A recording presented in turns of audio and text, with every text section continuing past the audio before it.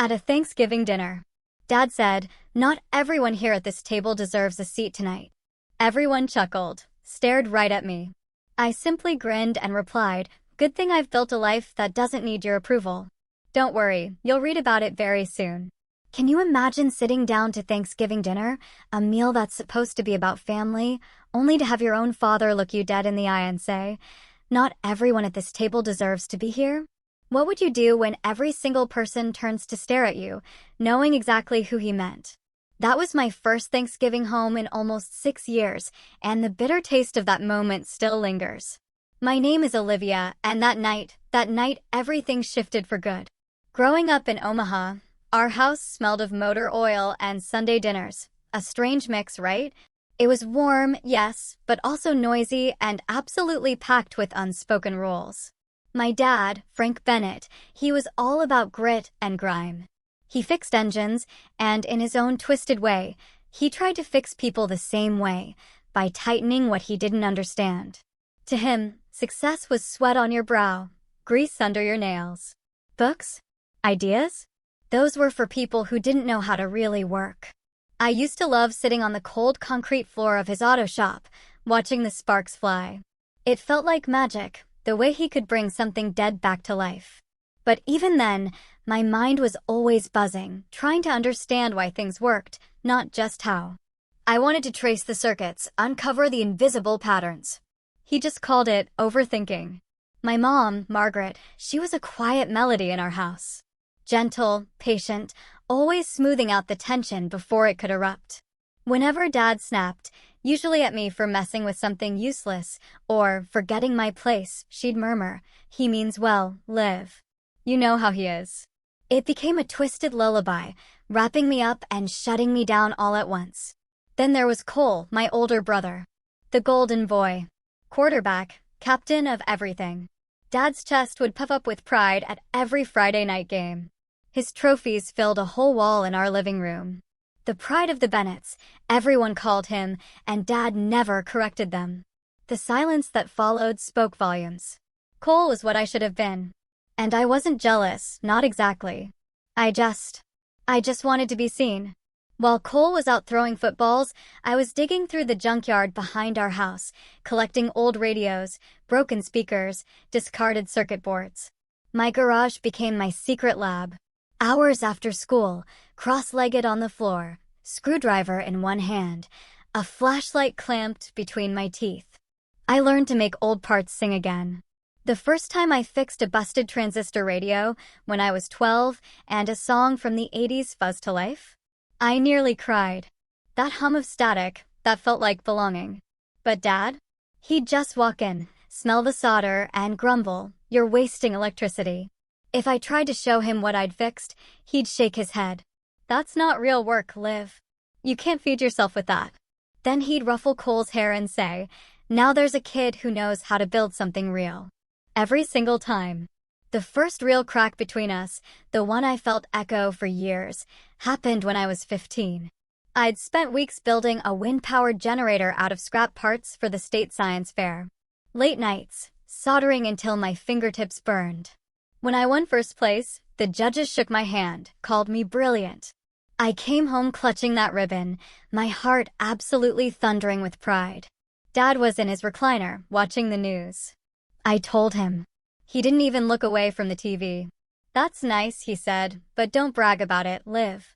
You'll make your brother feel bad." Something inside me didn't just crack. It shattered. Not loud enough for anyone else to hear, but deep enough that I felt the pieces for a very, very long time. I remember walking to my room, shutting the door, and just holding that ribbon in my lap until it meant absolutely nothing anymore. That was the night I understood. Love in our house came with conditions. You earned it by being the kind of person he understood. And I wasn't. After that, silence became our family language. We didn't yell. We just stopped talking. Dad stopped asking about my grades. I stopped telling him. Cole's trophies kept multiplying, golden figures frozen mid-victory, while my experiments stayed hidden under my bed.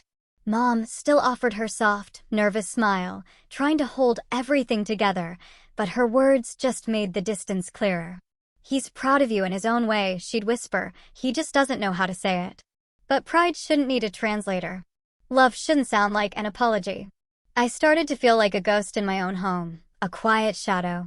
I learned to disappear in conversations, to bite my tongue, to turn curiosity into silence so it wouldn't be mistaken for defiance. But every night, when the house went still and the crickets chirped their secret songs, I'd sneak back into the garage. That low hum of the fluorescent bulb, the smell of solder, it felt like freedom. It was the one place where my hands could move without judgment, where the sound of metal touching metal drowned out all the words I'd stopped saying. Every screw I tightened, every spark I coaxed back to life, it was my way of building something my father could never take apart. That garage wasn't much. A square concrete box, rusted shelves, a cracked window, and a single yellow bulb that flickered like it was debating whether to keep trying. In winter, the cold bit straight through my sleeves, my breath hanging in clouds. But that space, smelling of motor oil and dust, felt more like home than any room inside the house ever did. It was chaos, yes, but it was my chaos. When I was 16, I built my first circuit board there. It wasn't perfect. The solder joints were uneven, the wires crooked. But when I flipped the switch and that tiny red light flickered to life, I felt something I hadn't felt in years: control. For once, the world responded to me. I didn't need permission, didn't need approval. I could build something from nothing and make it listen. That yellow bulb became my sun. The hum of the power supply, my heartbeat. One night, rummaging through old tools, I found my grandfather's pocket watch.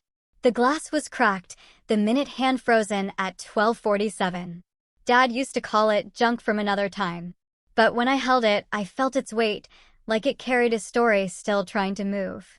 I took it to my workbench, pried open the case, and stared at those delicate gears. So small, so precise, so stubborn. Hours I spent hunched over it, tweezers and a magnifying glass, refusing to give up even when my hands cramped and my eyes burned. By dawn, when I finally adjusted the last spring and turned the tiny crown, the second hand trembled, then began to tick. A soft, steady rhythm, fragile but alive.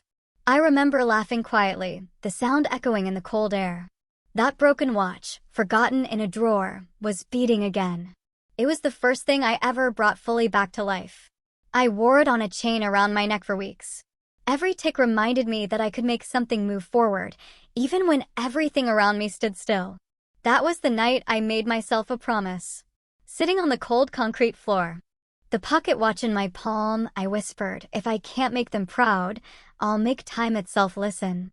The words came out small, almost like a prayer. The next day, Dad walked past the garage and saw me working. "Still playing with your toys, Liv," he said. I wanted to tell him. I'd fixed something he'd thrown away, that I'd made it tick again. But I didn't. I just smiled faintly and said, "Yeah, just playing." Because I knew he wouldn't hear it anyway. He didn't speak the language of quiet miracles. After that, the garage became my entire world. Every night after dinner, I'd sneak out with a thermos of cocoa, working under that yellow light until my fingers went numb. The air would buzz faintly, and sometimes, when I'd been up too long, I'd imagine the machines whispering back to me. "Keep going," they seemed to say. "You're close, Liv." I filled notebooks with sketches. Tiny engines, robotic arms, sensors that moved on their own. None of them looked like much, but to me, they were proof I could dream without permission. Each page was another rebellion against smallness. Sometimes, the wind would carry the faint sound of the high school stadium, cheers for Cole's team, sharp and distant. It used to make me feel invisible. But with the watch ticking in my pocket, my soldering iron glowing, I realized I didn't need to be in that stadium to matter. My victories were smaller, quieter. But they were fiercely mine. One night, I stood at the garage door, looking out at the frozen yard. Lights from the house flickered behind the curtains.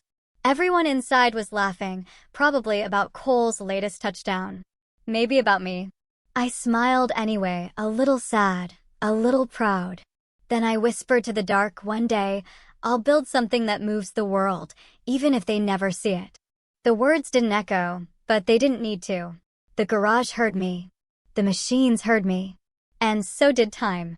The watch in my palm ticked on, slow and steady, like it agreed. The letter came on a Tuesday afternoon, thin and white, with the blue seal of the Massachusetts Institute of Technology. I almost missed it. My hands shook too hard to open it right away.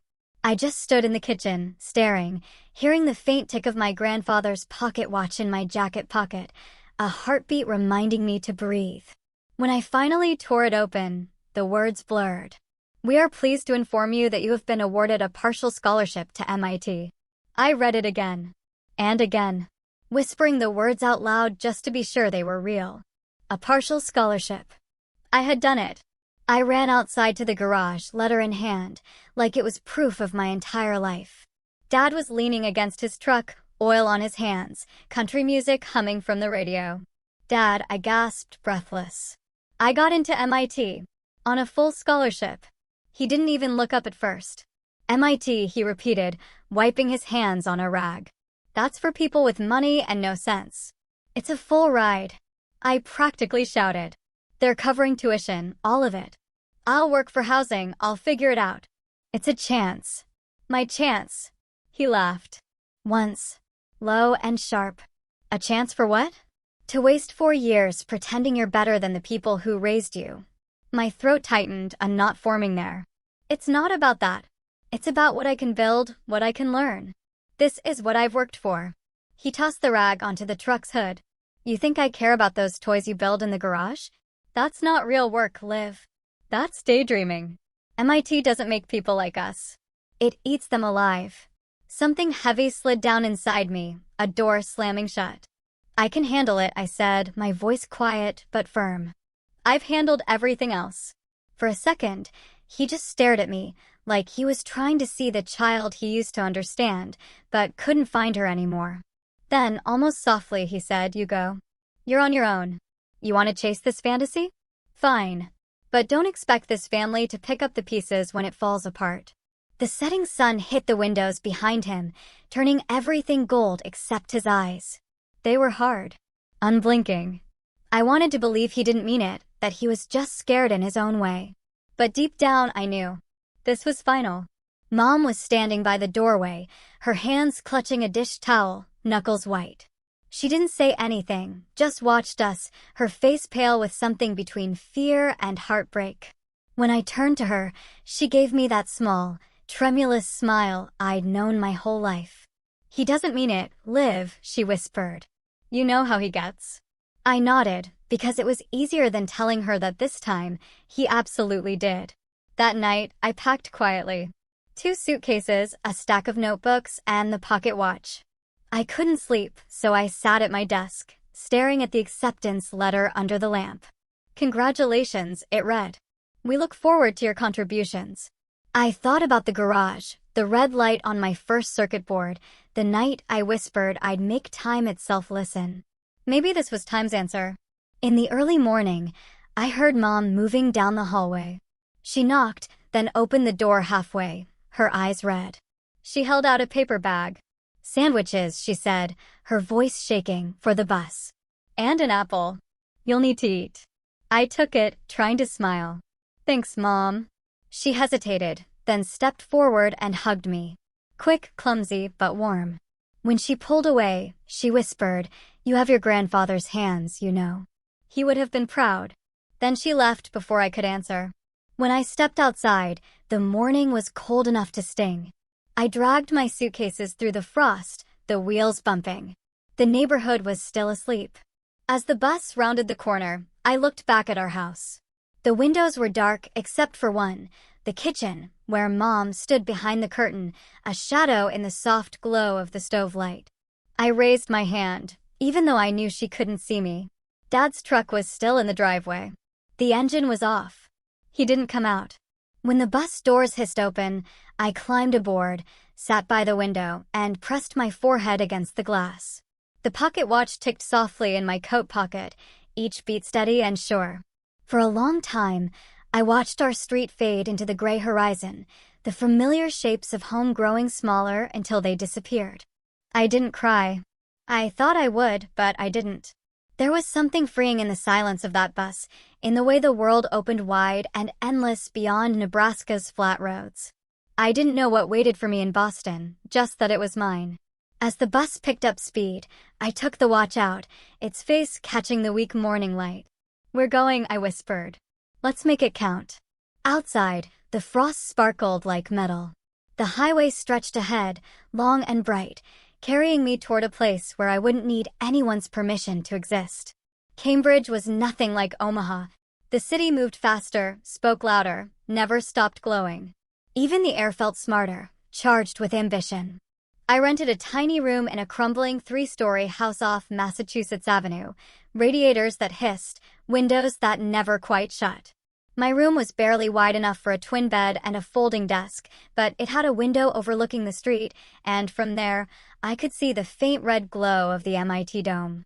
It felt close enough to touch, like a promise I had finally caught. The scholarship covered tuition, but that was it.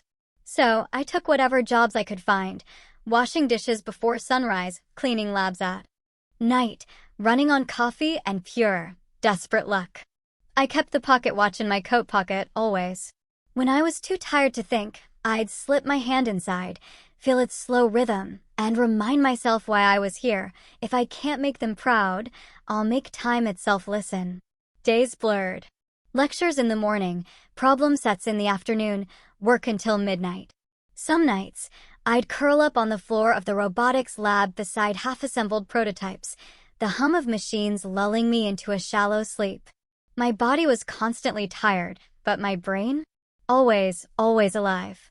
I built small robotic arms from scrap, programmed microcontrollers on borrowed laptops, and dreamed of machines that could move like living things, precise, silent, and kind. MIT was brilliant and arrogant in equal measure.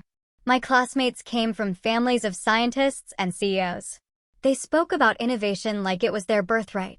I stayed quiet, absorbing everything. I didn't have pedigree. I had hunger. I didn't have funding. I had the stubbornness of someone who'd burned every single bridge behind her. By my second semester, the exhaustion started to really show. I skipped meals without meaning to, choosing lab hours over food. My hands trembled from too much caffeine, not enough sleep. One night, around 3 a.m., soldering a circuit, my vision blurred. The iron slipped. The world tilted. The next thing I knew, I was on the cold floor, metal clattering away. When I opened my eyes, I was in the campus infirmary, a blanket thrown over me, and 4 dripping steadily. A woman with auburn hair and a messy bun sat beside me, scrolling on a tablet. She noticed I was awake and grinned. "So, you do have a pulse," she said. "That's good news." I blinked, groggy. "Who are you?" "Grace," she said, offering her hand. "You scared half the lab last night. I found you on the floor, surrounded by wires and something that looked like a dying toaster. You really know how to make an impression." I managed a weak laugh. "It's supposed to be a delivery unit." "Well," she quipped, "it almost delivered you to the afterlife." From that day on, Grace became my anchor. She was everything I wasn't, loud, fearless, gloriously unfiltered. She came from Seattle, studied biomedical engineering, and somehow always found time to cook. "You can't run on vending machine granola bars, live," she'd scold, showing up with soup in a plastic container. "Brains need fuel, live, not just ambition." I didn't realize how lonely I'd been until Grace started showing up. She never asked about my family, and I never volunteered the story. We didn't need to. We spoke in blueprints and equations, in long nights at the lab and quiet cups of coffee at the all-night diner down the street. She called me the Machine Whisperer. I called her the Storm. Together, we built and broke and built again. I started carrying the pocket watch in my backpack, right next to my notebook. Its ticking filled the silence when I worked alone. Sometimes, when I was too tired to think, I'd take it out, set it beside my laptop, and time my progress to its rhythm. It reminded me that precision could coexist with persistence, that you didn't have to rush to move forward. The years crawled and sprinted all at once. Between coursework and jobs, I found myself drawn to one problem, over and over: how to make robots that could actually help people, not just fascinate engineers. Hospitals used expensive systems, but small clinics, especially in towns like the one my mother worked in, couldn't afford them. I remembered her coming home from her nursing shifts, sore feet, tired smile, saying, "We're short-staffed again." That memory never left me. So, I started sketching a compact transport robot, something that could navigate narrow corridors, avoid people, deliver supplies fast, cheap, reliable. It wouldn't be pretty, but it would matter. The kind of invention that could make real lives easier. Grace caught me hunched over the sketches one night. "You're building something," she said. "I can tell by the look on your face." "Not yet," I said, tracing a line on the blueprint. "But I will. I want to make something that matters, something that moves the world." She teased, echoing the words I hadn't said aloud in years. I just smiled faintly. "Yeah, something like that." We spent countless nights in the lab. When we couldn't afford parts, we borrowed from broken prototypes. When we ran out of time, we skipped sleep. Every time the robot failed, we rebuilt it, laughing through frustration. Grace had a way of making the impossible seem temporary. There was one night, after a long test run finally succeeded, we sat on the floor, eating cold noodles straight from the container. The robot rolled past us, humming quietly, carrying a tray from one end of the room to the other. "You realize," she said, "you just built the thing you used to dream about." I watched it move, slow but steady, and felt something rise in my chest. Something that felt like pride, but softer. "Not yet," I said. "This is just the start." I didn't tell her I was already imagining where it could go. Small-town hospitals, rural clinics, places forgotten by progress. Places like where my mother still worked. Her hands cracked from winter, her heart too big for the world she lived in. I wanted to send her something that would ease that weight, even if she never knew it came from me. By the time I graduated, I had more than a degree. I had a prototype, a dream, and a single truth carved into my bones. Survival wasn't about escaping the past. It was about transforming it. The day before commencement, I sat by the Charles River with Grace, watching the sunset reflect off the water. The pocket watch ticked softly in my hand. Grace nudged my shoulder.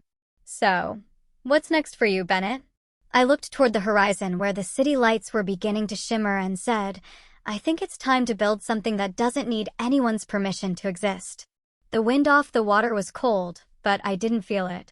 For the first time, I wasn't running from home anymore. I was running towards something entirely my own. After graduation, Boston no longer felt big enough. It had given me everything I needed, but it also reminded me too much of survival: cold nights, fluorescent lights, ramen dinners that tasted like pure determination. Grace felt it too. One night, over coffee in a quiet diner, she said, "What if we stop building other people's dreams and start building ours?" That's how Northline Robotics was born. A name chosen at 2 a.m. when the world felt endless and possible.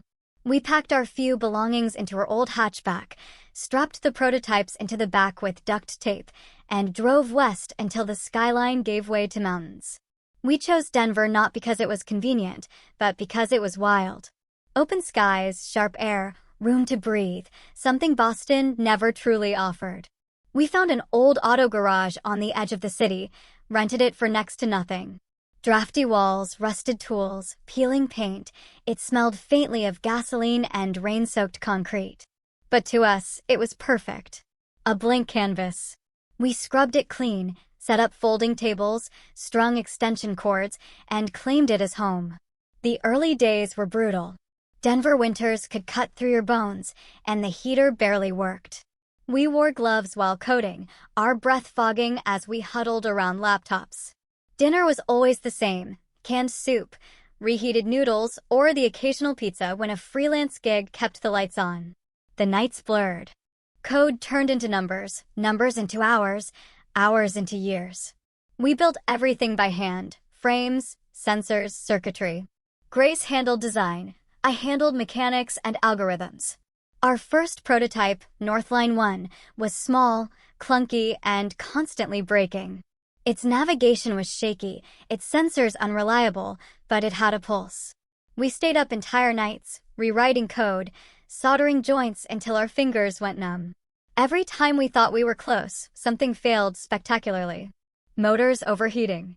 Software loops freezing. Batteries dying in smoke.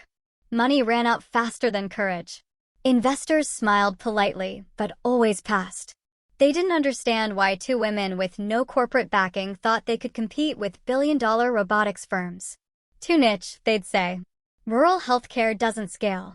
They were right about one thing: it didn't scale easily. But that wasn't the point. It wasn't about markets or profits. It was about meaning. I wanted to build something that mattered to people who were never seen. By the second year, our accounts were nearly empty.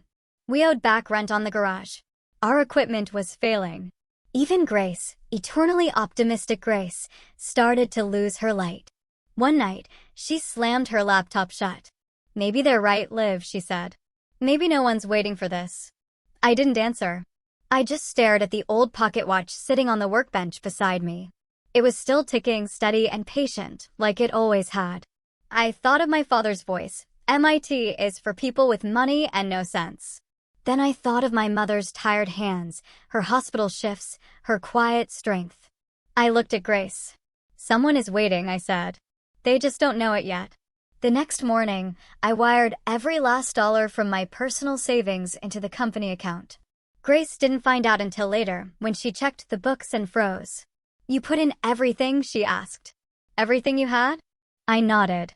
"If we're going down, I'd rather do it building something real." She stared at me for a long time, then exhaled. "Okay," she said, a new fire in her eyes. "Then let's make it count." A month later, a hospital in rural Montana reached out.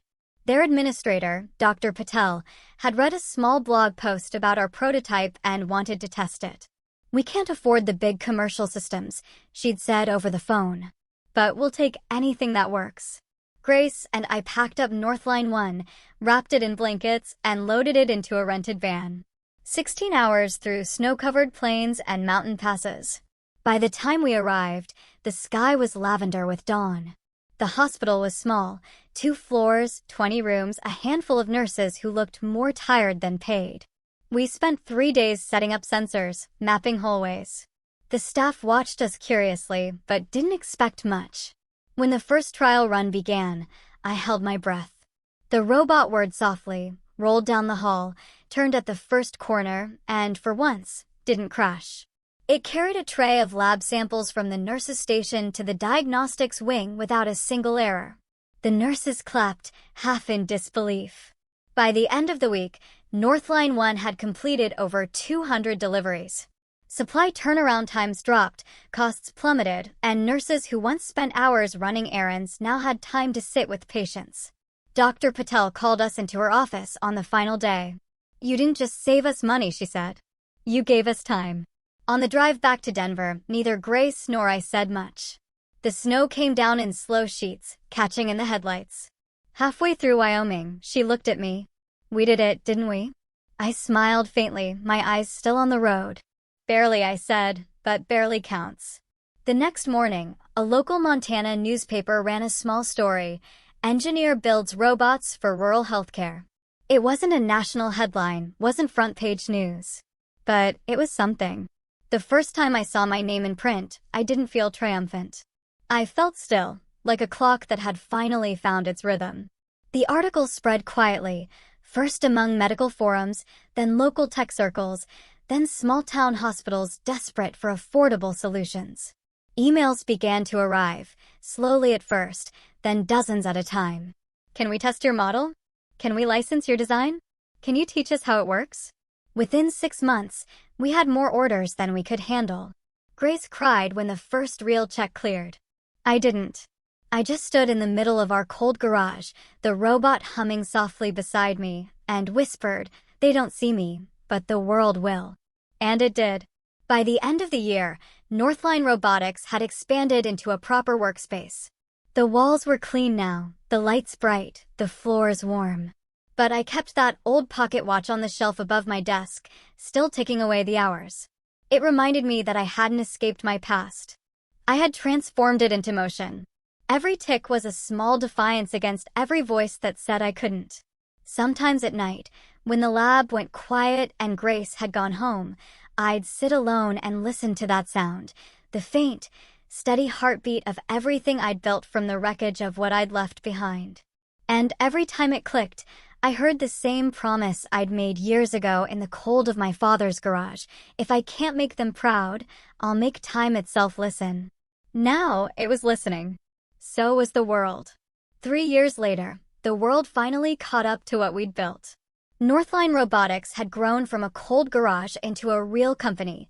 30 employees, multiple hospital contracts, and a clean glass office downtown with our name etched on the door. I'd learned to speak the language of investors, to stay awake through 18-hour days, to smile for cameras even when I hadn't slept in 2. Grace called it success. I called it survival with better lighting. When the email came from Forbes, I almost didn't open it. Subject line, "Congratulations, you've been selected for 30 under 30 in healthcare." I stared at it for a long time before clicking, half expecting it to be a mistake.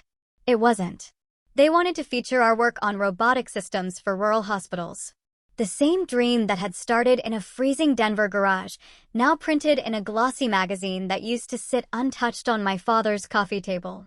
The ceremony was in San Francisco. Marble floors, glass chandeliers.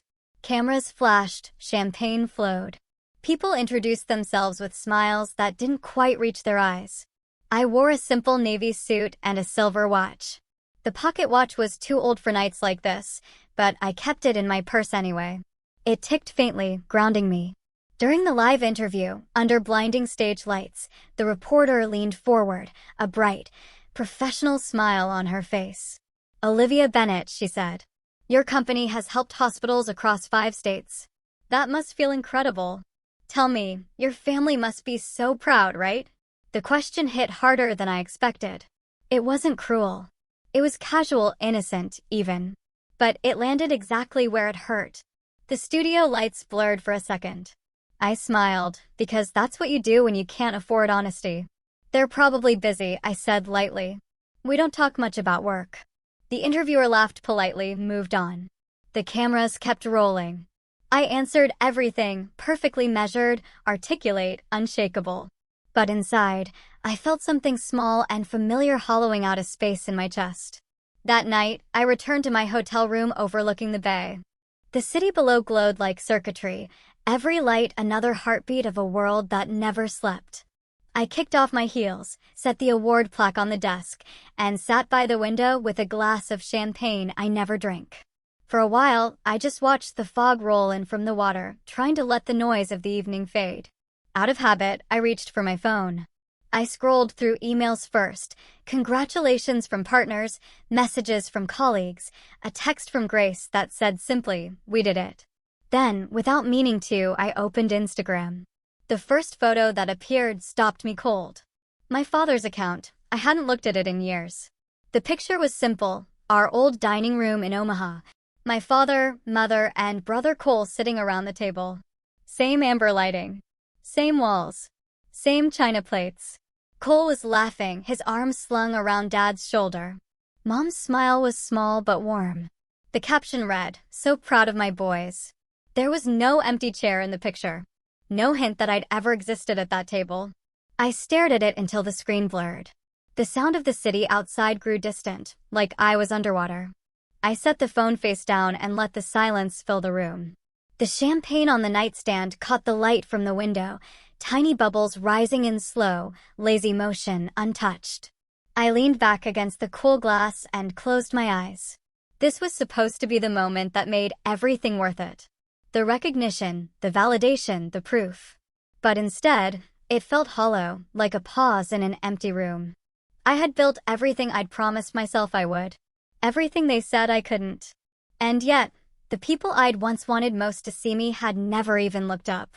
I reached for my purse and took out the pocket watch.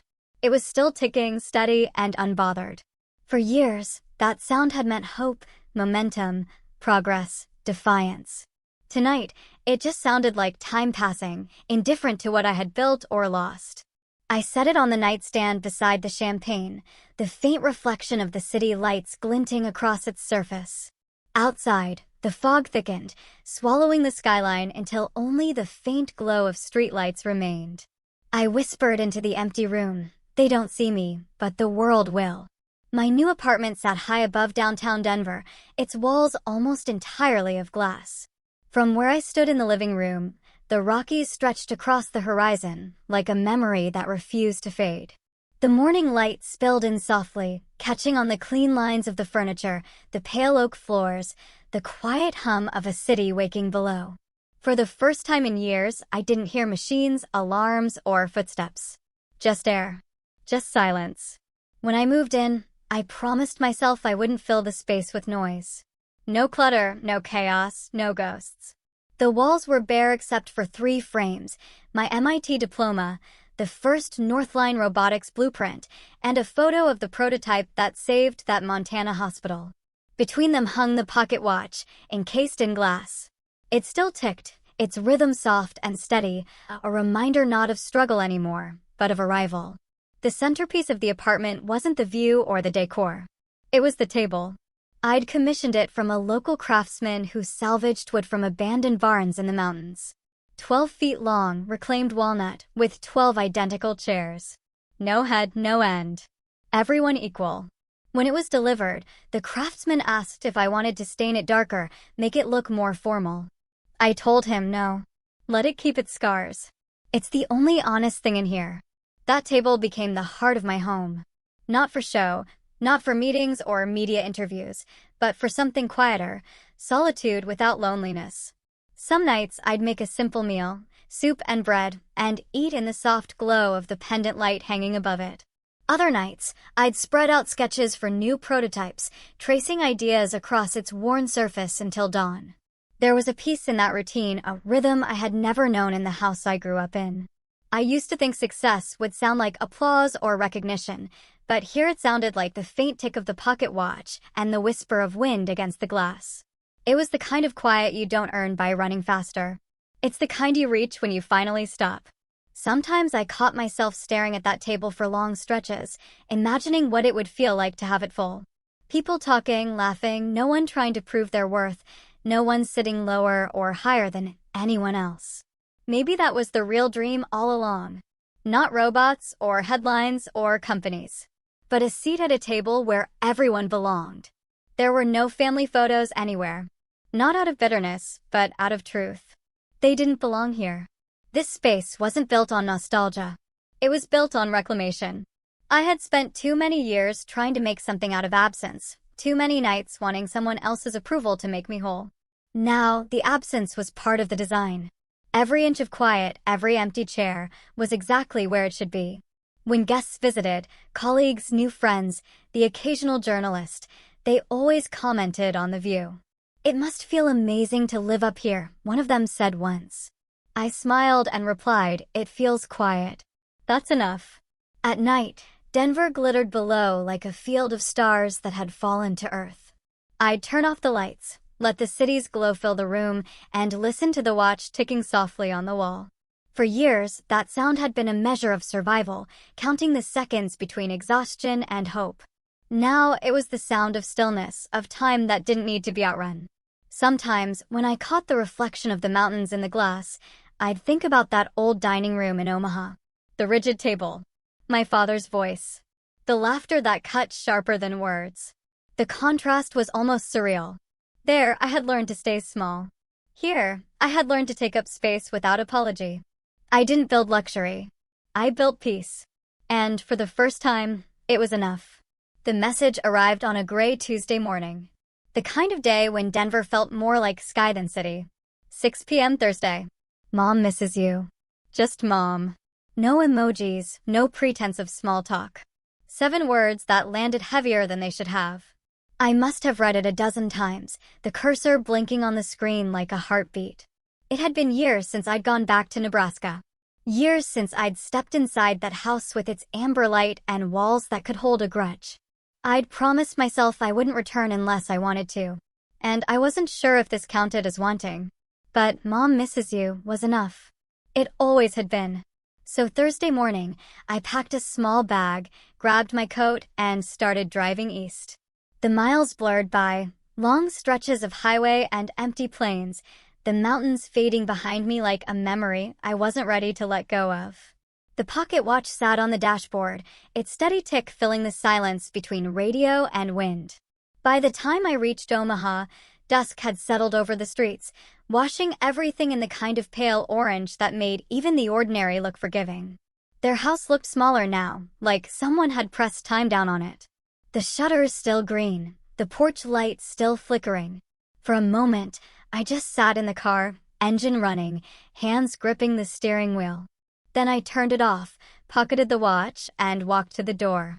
Mom opened it before I could knock. "Liv," she said softly, the same voice that used to wake me for school. Her smile trembled, caught between guilt and relief. "You made it." I did. I tried to smile back. The warmth hit me first. The smell of turkey, cinnamon, and something faintly metallic, like memory. The dining room was just as I remembered. Too much light, too little space to breathe. My father sat at the head of the table. Same spot, same posture. Older, yes, but unchanged. His hair had thinned, his shoulders stooped slightly, but his presence still filled the room like static. He looked up, a flicker of surprise across his face before he masked it with a tight smile. "Well," he said, "didn't think you'd actually come." "I almost didn't," I said, matching his tone, my voice steady. Cole was there too, sitting beside his wife, a broad grin on his face. "Liv, you wouldn't believe it. We just finished remodeling the house. Built it ourselves. 4 bedrooms, garage big enough for both cars. Dad says it's the pride of the Bennetts." Of course he did. I smiled politely. Let him talk. He filled the air with stories about Little League and mortgage rates, the safe kind of talk that kept everything else buried. I nodded in the right places, laughed when I was supposed to. Mom busied herself at the counter, her movements careful, as if one wrong sound might break the fragile peace.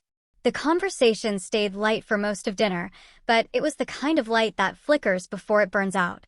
Every word was layered with the things none of us were saying.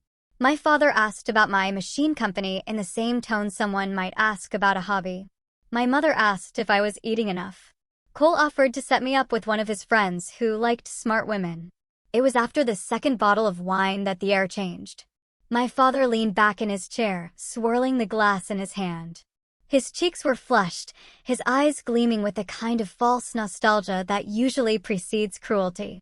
He raised his glass, voice booming, just like old times. "You know," he said, "not everyone at this table deserves to be here." The words hung there for a beat, heavy and familiar. Then the laughter came. Soft at first, then louder, rolling across the table like the echo of another lifetime. Cole laughed, because that's what he'd always done. His wife joined in. Even Mom gave that nervous, automatic smile, the kind that meant, "Please, let's not make this worse." All eyes turned to me. The clock on the wall ticked once. I sat my wine glass down carefully, deliberately, as if the act itself mattered. I looked at him, not angry, not wounded, just clear. "Good thing I built a life that doesn't need your approval," I said. My voice was calm, steady, unshakable. "Don't worry, you'll read about it soon." The laughter stopped instantly. The room went still, like someone had pulled the air out of it. My mother froze with her napkin in hand, eyes flicking between us. Cole cleared his throat, muttered something about dessert, but no one moved. My father's face hardened. He didn't speak, but his grip on the glass tightened until his knuckles went white. I stood slowly, my chair scraping against the hardwood. "Thanks for dinner, Mom," I said softly. The food was good. She opened her mouth to say something, an apology, maybe, but nothing came out. I walked toward the door, the sound of my heels echoing through the silence. At the threshold, I turned once, just enough to see them frozen around the table. My brother looking down. My mother still clutching the napkin. My father's fork suspended midair, his mouth half open like a man about to defend something he no longer believed. Outside, the night was crisp and cold. The porch light flickered once, twice. I stood there for a moment, breathing in the quiet. The kind of quiet that used to hurt, but now felt like freedom. Then I walked to my car, started the engine, and drove away without looking back. Through the rearview mirror, I saw the house shrink behind me, its windows glowing soft against the dark. Somewhere inside, the dinner would resume. The laughter would return, The same lines repeated, the same comfort built on silence. But not for me. For the first time, I wasn't leaving in anger. I was leaving because I finally understood I didn't need to earn my place at that table. I had already built my own. A month later, snow had settled over Denver like a soft, white hush. The city lights shimmered beneath it, quiet and reverent, as though even the streets understood what time of year it was.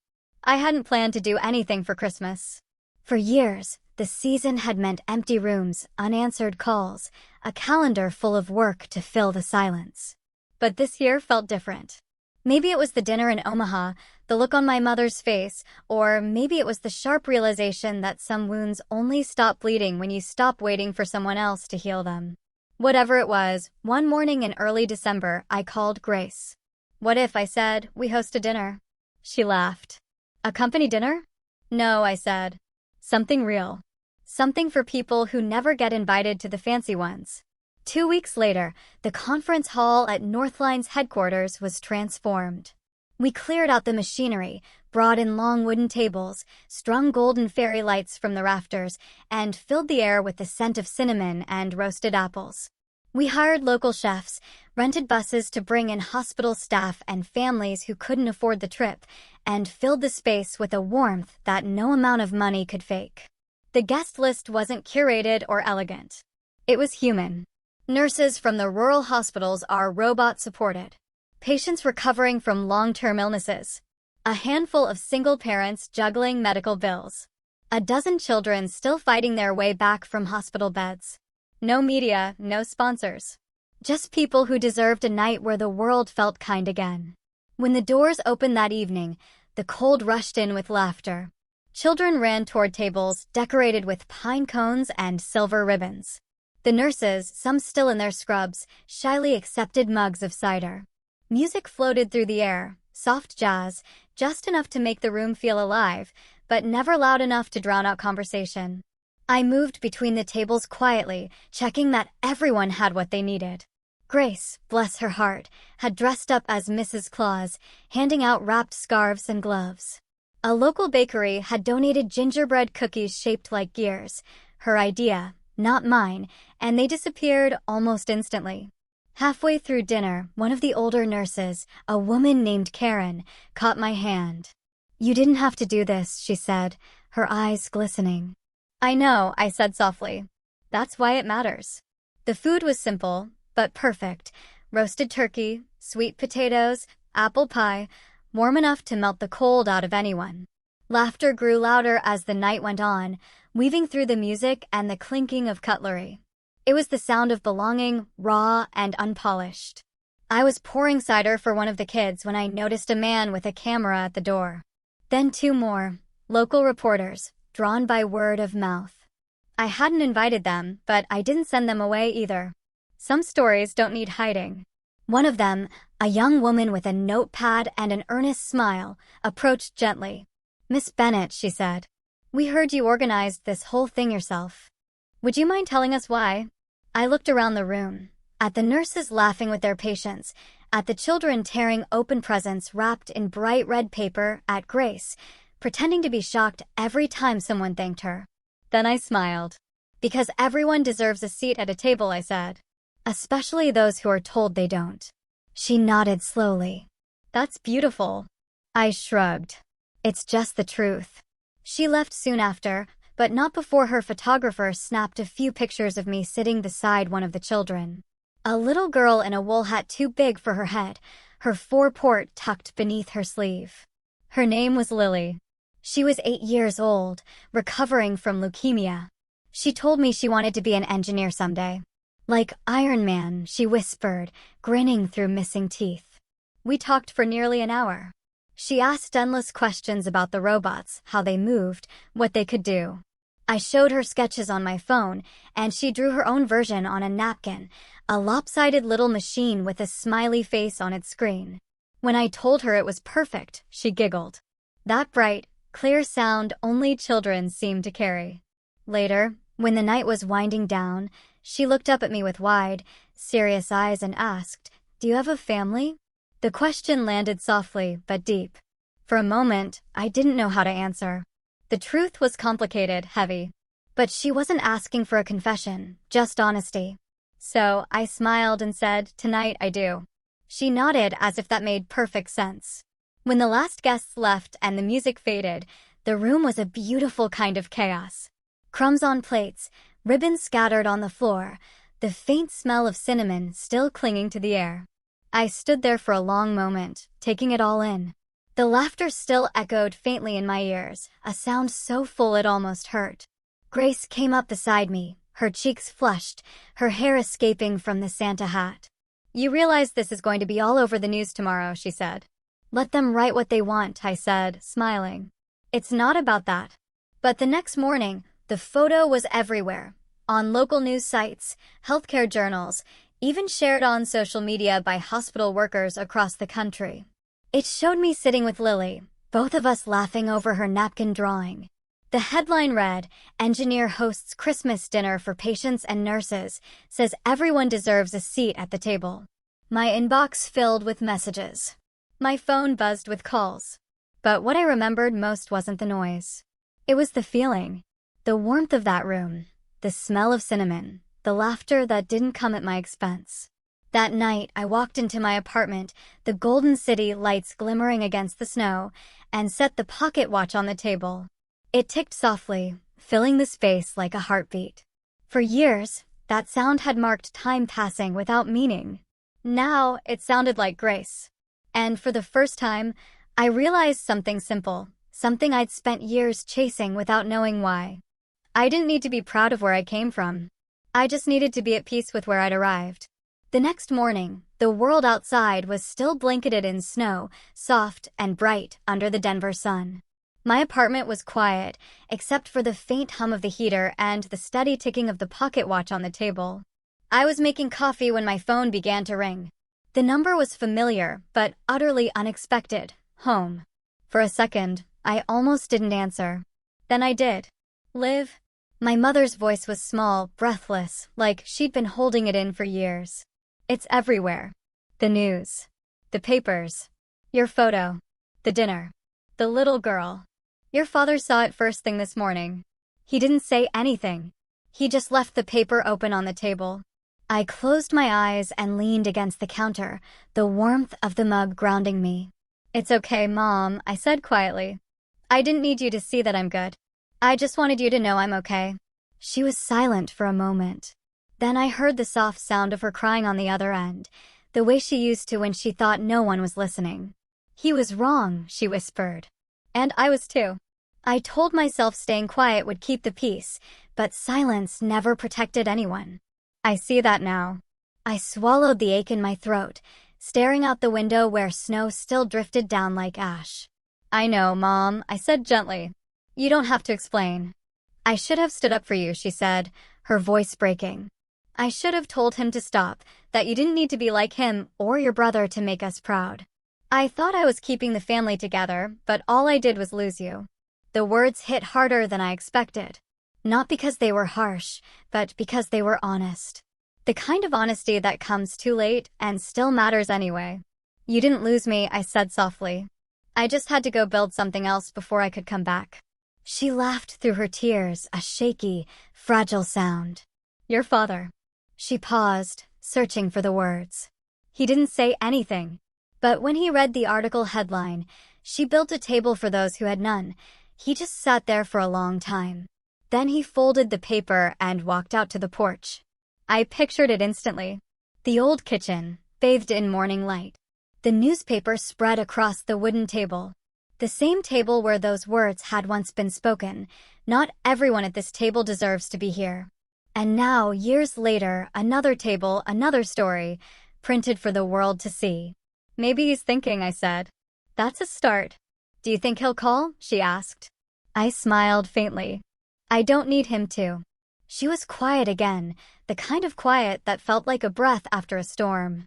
"It's Christmas soon," she said finally. "If you want. I mean, you don't have to, but—" "Mom," I interrupted gently. "Every Christmas gives us another chance to start again. Maybe this one's yours." I heard her inhale sharply, then exhale in relief, like a weight she'd been carrying had finally slipped off her shoulders. I love you, Liv. I know, I said and meant it. I love you too. When the call ended, I stood there for a long time, the phone still in my hand. The apartment wrapped in the hush that follows forgiveness. Outside, the snow had stopped falling and sunlight streamed through the window, scattering across the long wooden table. On it sat the folded newspaper, the Denver Post, its front page still visible. Engineer builds a table for those who had none. Beside it lay the pocket watch, its face reflecting the light, its steady tick echoing softly through the room. I sat down, running my fingers along the worn wood grain of the table, tracing its imperfections. Every mark told a story, the late nights, the loneliness, the building and rebuilding of a life that no longer needed permission to exist. For the first time in a long time, I didn't feel angry or small or unseen. Just peaceful. Whole. In the quiet, the watch kept ticking, unbothered by the world's noise. Its rhythm filled the space like a heartbeat, patient and alive. I smiled to myself, looking out over the snowy Denver skyline, the mountains standing tall in the distance. Strong, steady, and forgiving. Time, I thought, doesn't heal by erasing. It heals by keeping rhythm until you're ready to dance again. And as the city shimmered below, I whispered into the stillness, "Merry Christmas, Mom." The watch ticked once more. Steady. Sure. The sound of life moving forward. One beat at a time. If anyone ever told you that you don't belong at their table, build your own. Make it wider. Fill it with the ones who are left standing in the cold, the ones who are told to wait their turn, to stay quiet, to be smaller. Have you ever had to build your own table in life? What did that look like for you? Share your story in the comments below. I'd love to hear it.